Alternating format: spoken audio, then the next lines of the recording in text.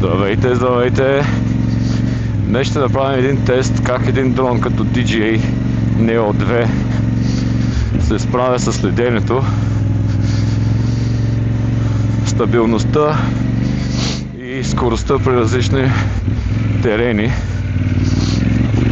Нека да видим. Оу!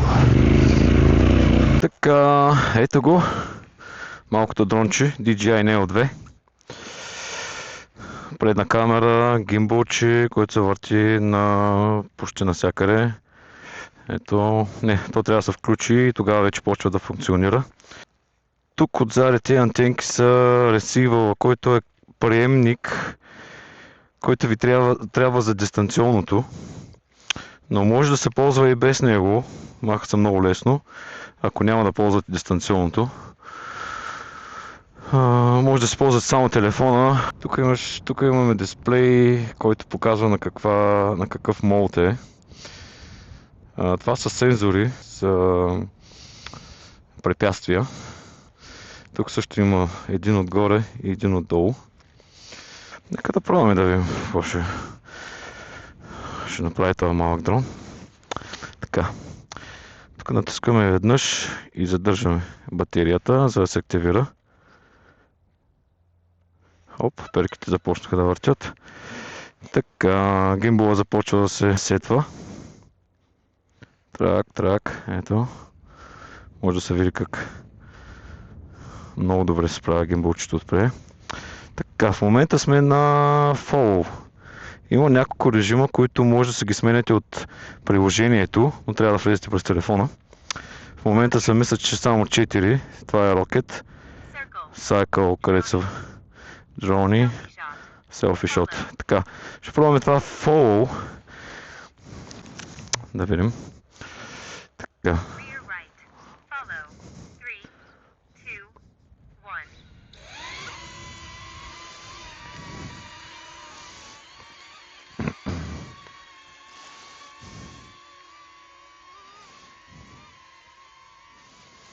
Отдалечава се на около метър и половина-2.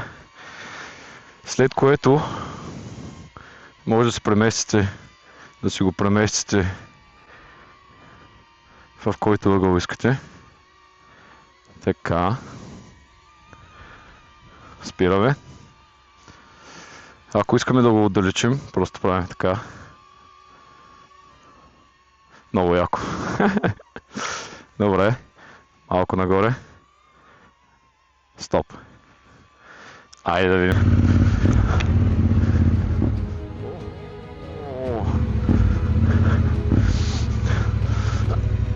Не можах да видите как мили дървото. Ако ви е харесало съдържанието на каналът ми, може да се абонирате, така помагате за развитието му. Как ще се справя?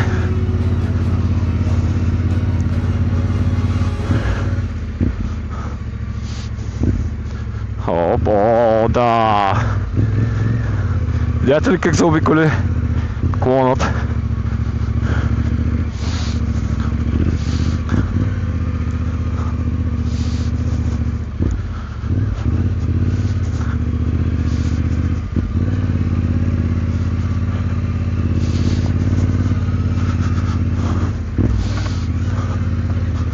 В момента се движа около с 22 км в час. Дървото!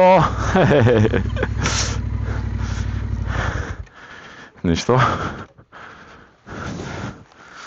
Така, нека да го прегледаме. Има ли някакви щети? Не бих казал. Добре. Така, сега ще го пробваме малко на по-труден терен, по-точно в горска местност, между дърветата. Нека да видим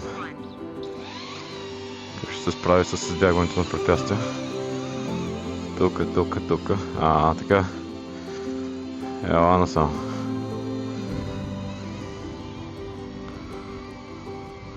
Добре. Сега се качваме и на мотора.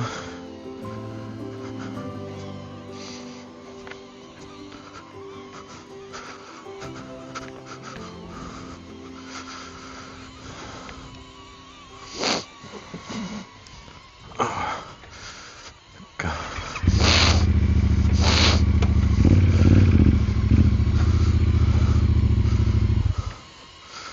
Премести се напред. Насам.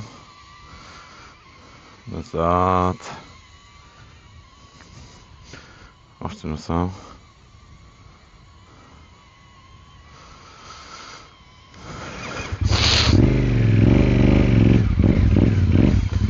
Абе, приятелче. Отчита, че отзади зад него има препятствия и не ще я се мърда. Добре. Качи се нагоре. Насам. Давай. Айде де.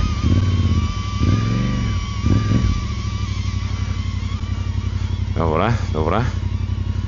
Още малко насам. Насам. Айде, ще помогна. Така, оп. Насам. Добре.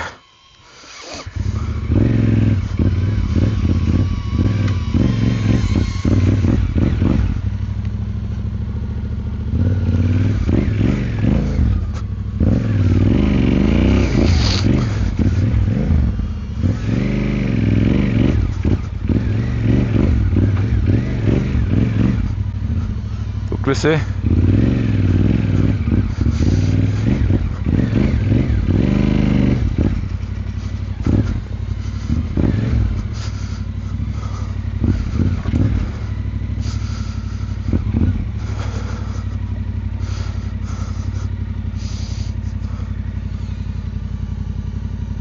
Добре.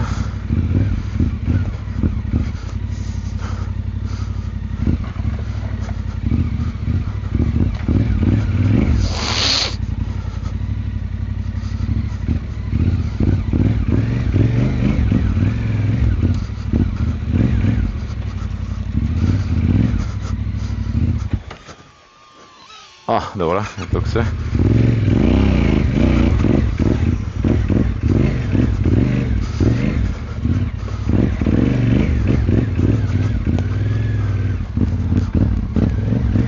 Браво, бе.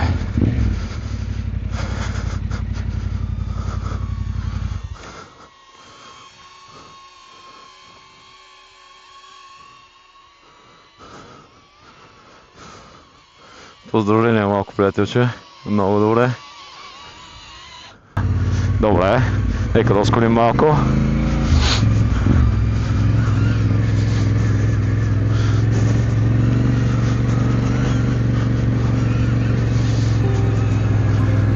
Изоставаш? Давай!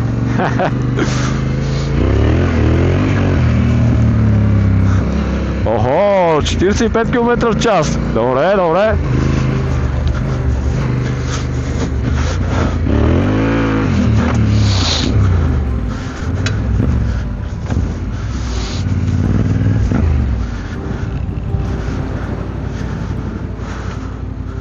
Добре, нека да пробвам сега малко другия ъгъл. Охо! Хо-хо!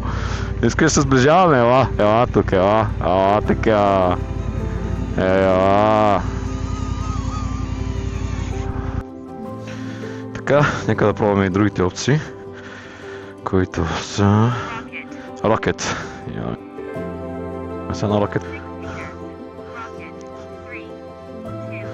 Стига се на 6 метра и после снижава.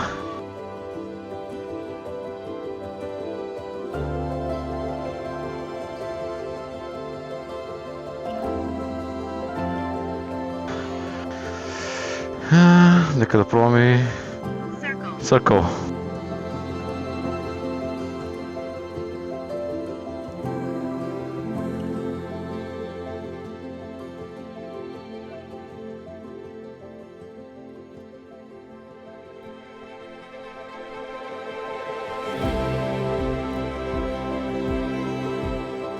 Така и другото. Другата опция е дрони.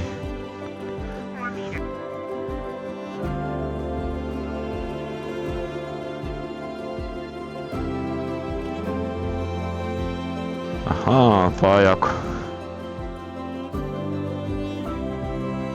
Ще се отдалече. И ще се приближи пак към мен.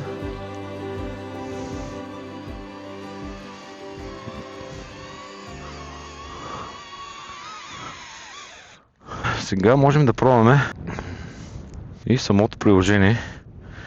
Оттам също може да го контролирате с телефона. DJI Fly.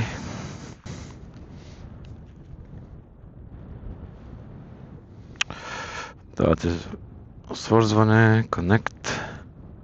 Готово. И от тук вече може да си изберете, нали, опциите.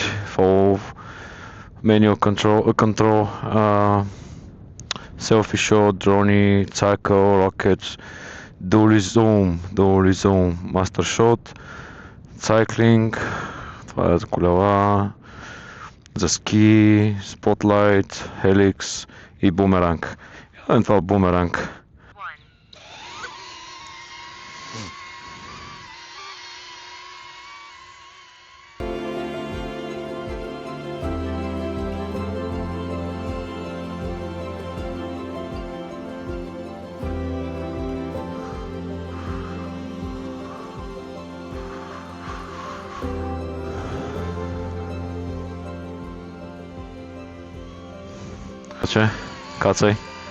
Кацай. И тук горе ви изписва колко процента батерия ви остават. 55 в момента. Което е 5 минути и 30 секунди. Реално е около 10-12 минути полет. Ще направим един тест за рязко спиране. Как ще се справи. Дали ще изостане, дали ще се изгуби.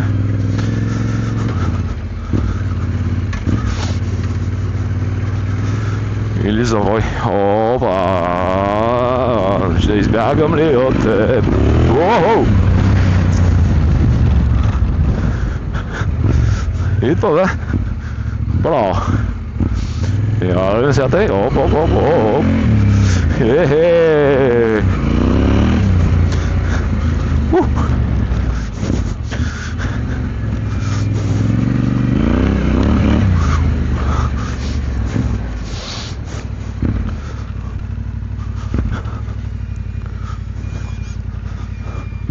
Това малко дронче е много добре измислено, защото е супер леко, защитени са му самите моторчета и перки от всякъде. Тук отпред има малки, нали, издатини, ако се блъсне в стена или в нещо, за да не удари гимбола или това дисплейчето.